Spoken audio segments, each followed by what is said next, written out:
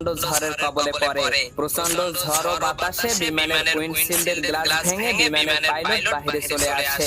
এরপরও কি সেই 119 জন যাত্রী জীবন নিয়ে মাটিতে অবতরণ করতে পেরেছিল?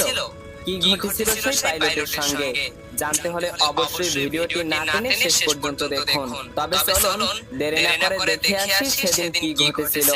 লিও একজন অভিজ্ঞ পাইলট। প্রতিদিনের মতো সে ডিউটিতে যাওয়ার জন্য রেডি হচ্ছে। তবে আজকের দিনটি তার জন্য খুবই স্পেশাল, কেননা আজ তার একমাত্র মেয়ের জন্মদিন।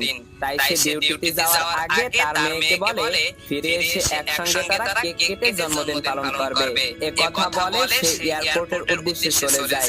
তো লিও এয়ারপোর্টে গিয়ে জানতে পারে আজ তার কো-পাইলট কায়নামের একটি ছেলে, যে কিছুদিন আগেই জয়েন করেছে। সেই সাথে লিও তার থার্ড পাইলট ওয়াং এর সাথে কথাবার্তা সেরে নেয়। পাইলট এবং কেবিন ক্রু সবাই মিলে উড্ডয়নের আগে আবহাওয়া